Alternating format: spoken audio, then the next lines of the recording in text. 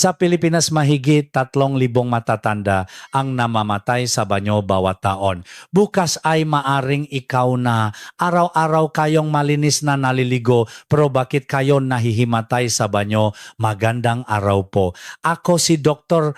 Nathan Gutierrez, isang doktor na may 35 taong karanasan. Sa Pilipinas, siyam sa 10 matatanda ay hindi alam ang isang bahaging kanilang katawan. Kung hindi nililinis ang baging ito sa kanilang 70 anyos ay mapupunta na sa nursing home. Ang manabubuhay hanggang 100 taon ay araw-araw nilang ini-stimulate ang bahaging ito sa loob ng 5 minuto. Tumawa nang umiyak ang anak ni Lola Elena Reyes mula sa Cebu. Si nanay po ay madalas na nadadapa. Parang kailangan na naming ipadala sa nursing home. Masamang anak ba ako? Mas nalungkot si Lola. Ayaw kong maging pabigas sa aking anak. Hindi na ako makalakad ng walang tungkot. Hinawakan ko nang mahipit ang kamay ni Lola at sinabi, Lola, huwag kayong sumuko. Kapag naliligo, linisin ninyo lang ang bahaging ito ng ganito sa loob ng 5 minuto. Subukan ninyo lang sa loob ng 1 buwan. Pagkatapos 1 buwan naglakad ng mag-isa si Lola papunta sa ospital. Walang tungkot, Dok, naglinis lang naman ako, pero talagang nagpapasalamat ako. Ano ba ang bahaging ito? Hindi, ito kamay, pa at BP. Kung mapapanood ninyo ang video na ito hanggang dulo, magiging malusok kayo hanggang 100 taon. Araw-araw kayong tatanungin ng manakapaligid sa inyo kung ano ang lihim. Libre lang ang mag-subscribe at i-like sa channel na Alaga sa Katawan. Sa komento kung nakakaranas kayong pagkahilo pagkatapos maligo, pindutin ang numero 1. Ngayon ay ihahaya ko na ang bahaging iyon. Mula sa 5 na ranggo ihahaya ko. Makababayan, ilang beses ninyong hinuhugasan ang inyong makamay sa isang araw bago kumain pagkatapos gumamit ng banyo pa uwi mula sa labas, ganito araw-araw ninyong nililinis. Sa Pilipinas, 7 sa 10 tao ay mali ang pahuhugas ng kamay. Ang 5 ay ang palat ng kamay. Palat siyempre naman nililinis iyon. Ganito ang inyong inisip, di ba mali? Ang pahuhugas at ang tamang pahuhugas ay lubos na magkaiba. Sa aking mapasente, may si Lolo Armando de la Cruz mula sa Cebu, 72 taong gulang. Hindi siya natunawan ng pakain sa loob ng 10 taon kaya uminom siya ng gamot. Palagi siyang kaba at pagkatapos kumain ay sumasama ang pakiramdam. Nakapunta siya sa 5 ospital pero hindi nila mahanap ang dahilan. Tiningnan ko ang palat ni Lolo, malamig at matigas.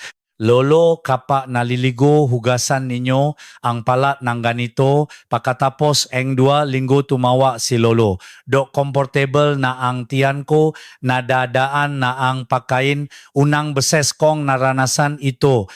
Bakit napakalaga na ang palat sa palat ninyo ay may 7,000 nerbiyos?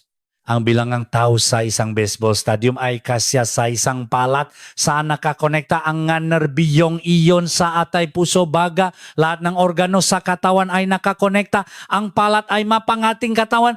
Kung tama ang pag-stimulate sa palat, gigising ang buong katawan. Sa Japan, sinurvey nila ang 100 matatanda na lampas 100 taong gulang. Kamangha-manghang resulta. Siyam sa kanila ay may ugali ng pag-stimulate sa palad araw-araw. Siyam sa 10. Naklabas din ng pag-aral ang team mula sa Amerika. Kung tama ang pag-stimulate sa palad, 34% na mas mabuti ang sirkulasyon ng dugo sa katawan.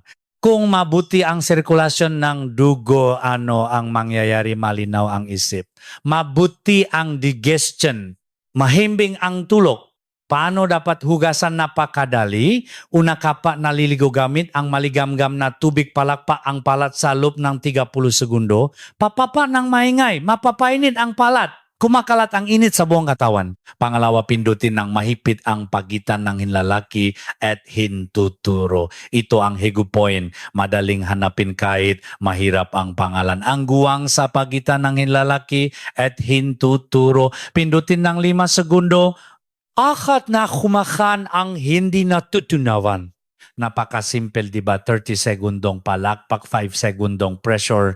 Tapos nasa 1 minuto si Lola Feli Santos mula sa Quezon City, 67 taong gulang. Tuwing gabi ay nanlalamak ang kamay at paa kaya hindi siya makatulog. Nagigising siya sa madaling araw ng tiga at hindi na makatulog hanggang umaga. Sa araw ay pagod at walang magawa. Tinuruan ko siya kung paano hugasan ang palat. Pagkatapos ng 3 linggo, dumating si Lola na nakangiti. Do, mahimbing akong nakatulog kagabi. Hindi ko may paniwala. Kahit palat lang ang tama ang pahuhugas, ganito na ang pagbabago ng buhay. Ngayon tingnan ninyo ang inyong binti. Kapag hinubat ang medyas malinaw, ba ang bakas pindutin ang guya gamit ang daliri? Naiwan ba ang bakas nung nakaraang taon si Lolo Eddie Reyes mula sa Davao, 68 taong gulang? Ay, nagreklamo nang namamaga ang binti. Akala niya walang malaking bagay. Pero pagkatapos ng 2 linggo nang bumalik siya, may dala na siyang tungkot. Sa loop lang ang 2 linggo, Dok, walang lakas ang binti ko dahil hindi niya alam ang sikreto. Ang sikreto ay hindi tuhod, hindi rin bukong-bukong. Ito ay ang bahaging hindi ninyo nililinis sa buong buhay ninyo na nakatago sa likod ng tuhod. Kapag barado ito, namumuo ang lason. Kapag namumuo ang lason, namamaga ang binti, sumasakit ang tuhod at salup ang 2 linggo, ay kailangan ng tungkod. Sa Pilipinas, 8 sa 10 matatanda ay barado ang bahaging ito. Maaring barado din sa inyo ngayon. Ito ay ang likod ng tuhod. Tinatawag na popliteal fossa o guwang sa likod ng tuhod. Baluktutin ang tuhod. May guwang sa likod, iyon ang lugar. Hawakan ninyo. Matigas ba, malamig ba, kung ganon puno ng lason ang inyong binti? Ang likod na tuhod ay parang imburnal. Ito ang lugar na naalis ng maruming tubig na naipon sa binti. Kapa barado ang imburnal, ano ang mangyayari? Kapa barado sa bahay ang imburnal, umaapaw ang tubig. Ganun din. Kapag barado ang likod no tuhod, namumuang lason sa binti. Naalala ninyo si Lolo Eddie Reyes mula sa Davao, 68 taong gulang na namamaga ang binti. Tiningnan ko ang likod ng tuhod niya. Matigas na parang semento. Lolo Barado, ito kaya ganito? Kapag naliligo, ilagay ang maligamgam na tubig dito sa lube NG 30 segundo. Pagkatapos ay ikot gamit ang daliri. Pagkatapos ang 3 linggo, dumating si Lolo. Lubos na nakbago ang kanyang mukha. Magaan na ang binti ko. Nakakataas na ako ng hakdan. Hindi na kailangan ng tungkot. Paano nangyari ito sa likod ng tuhod? Ay may lymph nodes. Ang lymph nodes ay parang basurahan ng katawan, kinokolekta at itinatapon ang masasamang bagay. Kapag barado hindi, may tatapon ang basura. Kaya namumuo ang basura sa binti. Naglabas ng pag-aral ang German research team. Kahit 1 minutong stimulation lang sa likod ng tuhod ay 2 beses na mas mabilis ang daloy ng lymph. Parang biglang nabuksan ang baradong imburnal. Naaral din ang Harvard research team.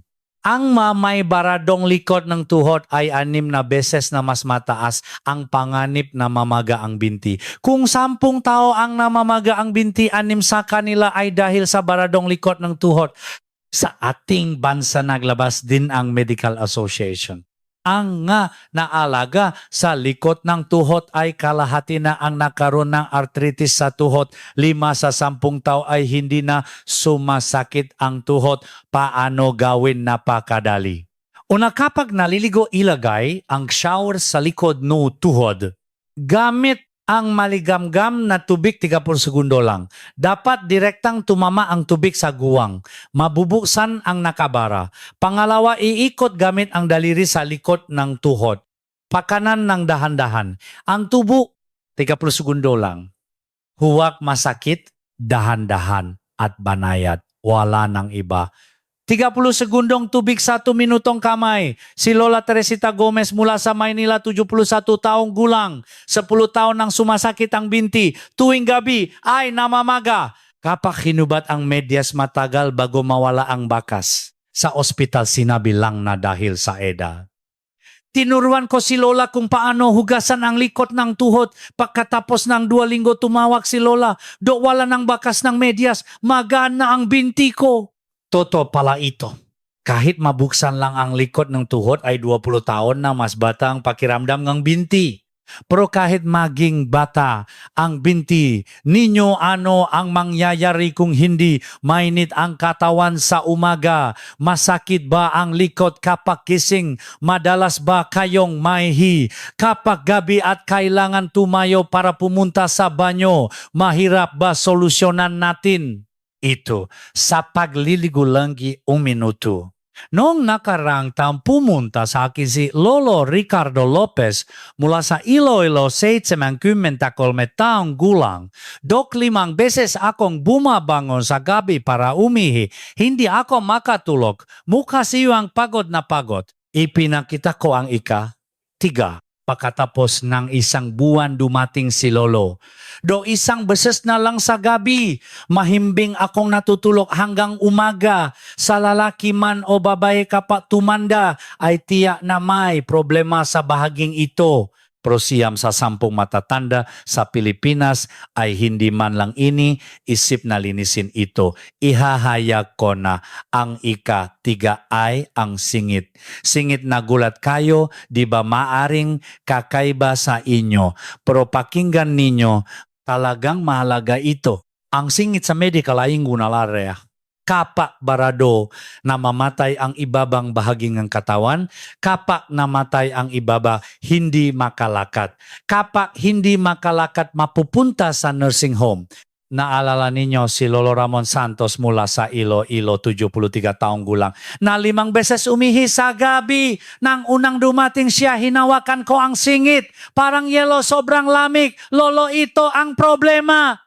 Kapa naliligo, ilagay ang maligamgam na tubig sa singit at pindutin gamit ang kamay ng ganito. Pagkatapos ng 1 buwan dumating si Lolo. 1 beses na lang sa gabi at mainit na ang binti ko. Dati lagi itong malamig. Ano ang lihim? Ang singit ay parang highway. Dito nakikita ang dugo mula sa itaas at mula sa ibaba. Kapag barado, nawawalan ng koneksyon ang itaas at ibaba.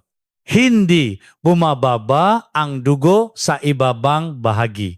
Namamalamig ang ibaba. Sa singit ay may pinakamalaking lymph node sa katawan. Maraming maliit na parang butil ng munggo. Ito ang responsible sa halos 70% ng ating immunity. Naglabas ng pag-aral ang Johns Hopkins Hospital sa Amerika. Kung malusog ang lymph node sa singit, mataas ang immunity. Mas kaunti ang sipon at kanser. Nag-aral din ang British research team. Ang hindi maganda ang sirkulasyon sa singit ay 9 beses na mas malamig ang ibabang bahagi ng katawan at kalahati ang immunity. Sa ating lokal na medical school, naglabas din. Ang nag-stimulate sa singit ay nakalakat ng 8 taon pa. Ang dating nakakalakat hanggang 75 ay nakakalakat pa hanggang 83. Paano gawin? Napakadali din. Una, kapag naliligo, ilagay ang maligamgam na tubig sa singit sa loop-eng 30 segundo. Sundan ang linyang brief, kaliwa at kanan. Ginigaysing ng mainit na tubig ang singit. Pangalawa, gamit ang 2 kamay, dahan-dahang pindutin ang singit. 5 beses lang na 5 segundo bawat isa. Huwag masakit, comfortable lang. Pangatlo, mula sa ibabang tiyan patungo sa singit ay stroke pababa. 10 beses lang, mabubuksan ang nakabara. Tapos na, 30 segundong, tubig 30 segundong, pindot 30 segundong, stroke. 1 minuto, 30 segundo. Si Lola Norma Villanueva mula sa Bacolod, 69 taong gulang. Malamig ang binti kaya kahit tag-araw ay nagsusuot siya ng damit na panloop. Sa taglamig ay hindi makatulog ng walang electric blanket. Sa ospital sinasabi lang na dahil sa edad. Tinuruan ko si Lola kung paano hugasan ang singit. Pagkatapos ng 3 linggo tumawa si Lola. Do, mainit na ang binti ko. Kagabi ay hindi ko na binuksan ang electric blanket. Parang milagro. Kahit mabuksan lang ang singit ay nakakandila ang ibabang bahaging katawan. Sa komento kung lagi kayong malamig ang ibabang katawan, pindutin ang numero 1. Maaring barado rin ang inyong singit. Pero kahit maging mainit ang ibaba, kung hindi maganda ang isip ay wala rin. Madalas ba kayong makalimutan lately? Nakalimutan kung ano ang gagawin kanina, nasa dila na ang pangalan pero hindi. Lumalabas inilagay ang remote sa ref dahil ba sa edad? Ganito ang inyong iniisip, hindi po. Dahil ito sa iki, ang ika-2 ay responsible sa dugo patungo sa utak. Kapag barado, walang dugo sa utak. Kapag walang dugo sa utak, ano ang mangyayari? Makakalimutan. Mahihilo at sa huli ay darating ang dementia.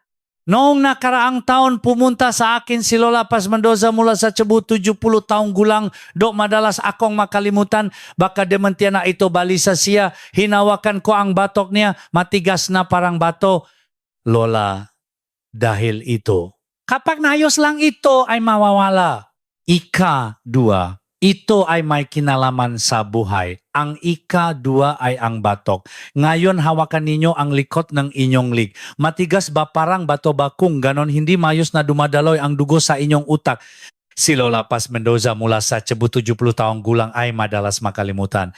Do, hindi ko maalala kung ano ang gagawin kanina. Nalilito sa pangalan ng apo. Baka dementia na, hinawakan ko ang batok niya. Hindi gumagalaw dahil sa tigas. Lola, dahil sa batok. Barado kaya walang dugo sa utak. Batok, ano ang koneksyon? Lola, ang batok ang huling daanan patungo sa utak. Kapag barado nagugutom ang utak, bakit napakahalaga ng batok? Ang batok ay highway patungo sa utak. Ang utak ay nabubuhay sa dugo. Pero may iisang daan lang ang dugong iyon, ang batok. Kapag barado nagugutom ang utak, kapag nagutom ang utak, makakalimutan, mahihilo at darating ang dementia. Naglabas ng nakakagulat na pag-aaral ang Stanford Hospital sa Amerika. Ang may matigas na bato ay 37% mas kaunti ang dugo sa utak. Halos kalahati ang nakabara at 4 na beses na mas mataas ang panganib ng stroke. Naglabas din ng American Medical Journal. Ang manakpainit at nakstimulate sa batok ay kalahati na ang panganib ng stroke. 5 sa 10 tao ay nakaiwas sa stroke. Sa Japanese National Hospital, nalaman na kahit 1 minutong masahe sa batok ay 43% na mas maraming dugo patungo sa utak. Halos kalahati na dagdag. Nang suriin ang pasyente ng dementia, mas nakakagulat. Sa 100 pasyente ng dementia, 80 ang may matigas na batok, 8 sa 10. Paano gawin? Napakadali din. Una ka pa naliligo, ilagay ang mainit na tubig sa bato sa loop ngang 1 minuto. Dapat direktang tumama ang tubig. Mawawala ang tigas ng kalamnan. Pangalawa, pagkatapos maligo, gamit ang 2 kamay, imasahe ang bato. Mula baba pataas na parang inistroke pataas. 1 minuto lang, huwa masakit. Comfortable at refreshing lang. Ito na lahat. 1 minutong tubig, 1 minutong kamay. 2 minuto lang. Tinuruan ko si Lola Paz kung paano hugasan ang bato. Pagkatapos ng 1 buwan, tumawag si Lola. Do, malinaw na ang isip ko. Hindi na nalilito sa pangalan ng apo. Lubos na nabawasan ang pagkalimot. Kahit maayos lang ang bato, ay nagiging malinaw ang isip. Maiwasan ang dementia. Pero kahit malinaw ang isip, kung balisa ang kalooban ay wala rin. Mahimbing ba kayong natutulog ngayon? Hindi. Ba kayo nag-iot-ikot sa gabi? Kapag nagising, mahirap bang makatulog ulit?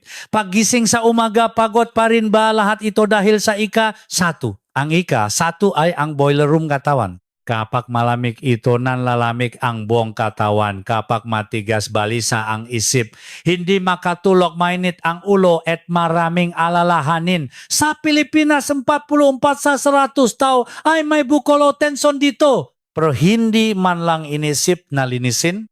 Noong nakaraang taon pumunta sa akin si Lola Carmen Reyes mula sa Maynila, 68 taon gulang, 30 taon na akong hindi makatulog ng mayos, kailangan kong gamot, kahit ngayon ay hindi na epektibo ang gamot.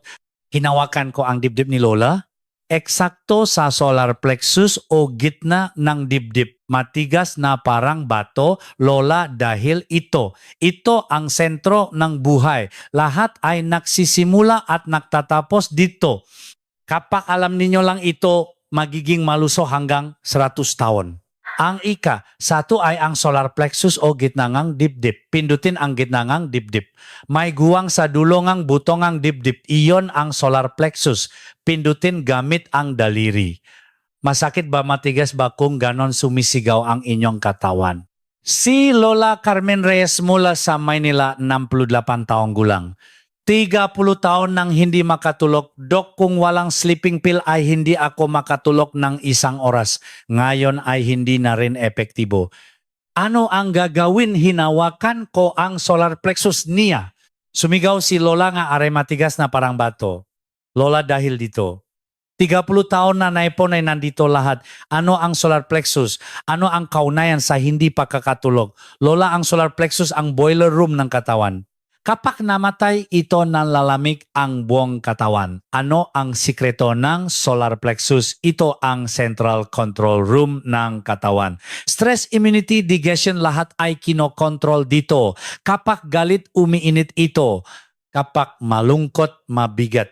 Kapag maraming alalahanin, matigas. Alam ninyo ang sakit sa dibdib o suppressed anger sa atin sinurvey ang 100 pasyente nito. 44 sa kanila ay may matigas na bukol sa solar plexus. Naglabas nakakagulat na pag-aaral ng Harvard Hospital sa Amerika. Ang may tension sa solar plexus ay sobrang taas ng stress hormone. Kaya hindi makatulog, hindi natutunawan at madalas magalit. Nag-aral din ang Oxford Research Team sa Britain. Ang mga nagpaluwag sa solar plexus ay 3 beses na mas mataas ang immunity, mas kaunti ang sipon at cancer. Sa ating lokal na medical school naglabas din kahit 1 minutong masahe sa solar plexus ay 2 beses na mas aktibo ang nerbiyong nagpapakalma sa katawan. Sa Japan, mas nakakagulat ang resulta. Ang nag-stimulate sa solar plexus ay nagiging malusok ang bituka. Ang mabubuting bakterya sa bituka ay tumaas kang 17%. Sinurvey ang mga pasyente ngang hindi pagkakatulog. Ang manastimulate araw-araw sa solar plexus ay 72%, sa loob ng 2 linggo ay nakatulog ng maayos, 7 sa 10 tao ay nakabalik sa mahimbing na tulog. Paano gawin? Napakadali din. Una, pagkatapos maligo, ilagay ang maligamgam na kamay sa solar plexus. Pagkatapos ay ikot ng dahan-dahan pa kanan. 1 minuto lang. Uwa, masakit. Dapat mainit at comfortable. Pangalawa, huminga ng malalim sa ilong. Pagkatapos ay hupa ng mahaba sa bibig. Dapat sumubsop ang tiyan. Gawin ito ng 5 beses lang. Napaka-simple di ba? 1 minutong masahe, 1 minutong pahinga. Tapos nasa 2 minuto, tinuruan ko si Lola Carmen Reyes kung paano hugasan ang solar plexus. Pagkatapos ng 2 linggo, tumawag si Lola. Kagabi ay nakatulog ako ng walang sleeping pill at mahimbing pa. Hindi ko may paniwala. Sa isang hospital sa Makati ay may 87 taong gulang na lola na 30 taon nang may hindi pa kakatulog, pero pagkatapos ng 2 linggong masahe sa solar plexus ay ganap na gumaling. Ang solar plexus ay hindi ordinaryong bagay. Ito ang boiler ng inyong buhay. Ngayon mismo, pindutin ninyo ang solar plexus. Masakit ba kung siguraduhin ninyong linisin ito pagkatapos maligo mamayang gabi? Muli buhat ko sa inyo, una ang palad. May 7,000 nervyos na nakakonekta sa lahat ng organo. 30 segundong palakpak, 5 segundong pressure sa hego point. Gumagana ang digestion. Pangalawa ang likod ng tuhod. Ito ang imburnal ng binti. 30 segundong maligamgam na tubig, 30 segundong pek-ikot gamit ang kamay. Magaan ang binti. Pangatlo ang singit. Ito ang highway na naunay sa itaas at ibaba. 30 segundong maligamgam na tubig, 30 segundong pindot, 30 segundong stroke pababa. Mainit ang ibabang katawan. Pangapat ang batok. Ito ang huling daanan patungo sa utak. 1 minutong mainit na tubig, 1 minutong masahe. Malinaw ang isip, panglima ang solar plexus. Ito ang central boiler room ng katawan, 1 minutong masahe, 5 malalim na paghinga, comfortable ang kalooban. Lahat ay kabuang 20 minuto lang. Ang 5 minutong ito araw-araw ang magdadala sa inyo hanggang 100 taon. Ito ang konklusyon ko pagkatapos ang 35 taon at 60,000 pasyente. Hindi kailangan ng mamahaling supplement o ehersisyo. Sa pagliligo lang tama ang pagstimulate sa 5 bahaging ito. Simulan ninyo ngayon. Pagkatapos ng 1 buwan, mababago na ang inyong katawan. Magaan ang pagbangon sa umaga, hindi na mahirap ang hagdan, mahimbing ang tulo sa gabi. Pagkatapos ng 2 buwan, tatanungin kayong mga kapaligid. Ano ba ang ginagawa ninyo? Bakit parang sobrang healthy ninyo? Sa oras na iyon, alalahanin ninyo ang video na ito, si Lola Elena Reyes mula sa Cebu, 69 taong gulang. Malapit na siyang mapunta sa nursing home pero ngayon ay nagbubusa siya ng mag-isa papunta sa palengke.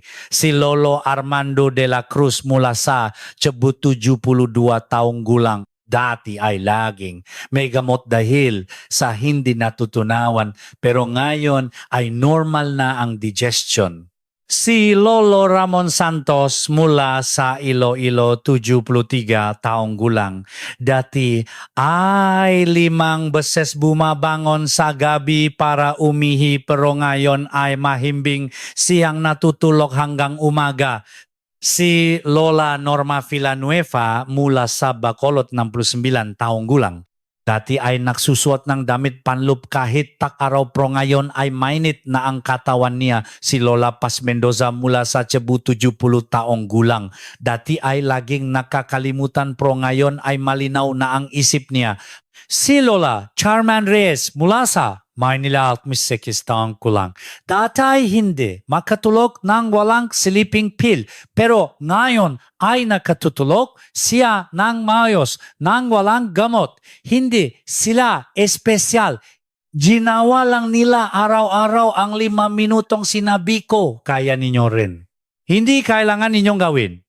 Dapat kayong mabuhay ng malusog hanggang 100 taon. Huwag maging pabigat sa mana. Huwag mapunta sa nursing home. Simulan ninyo mamayang gabi. Sa pagliligo, alalahanin ang 5 bahaging ito.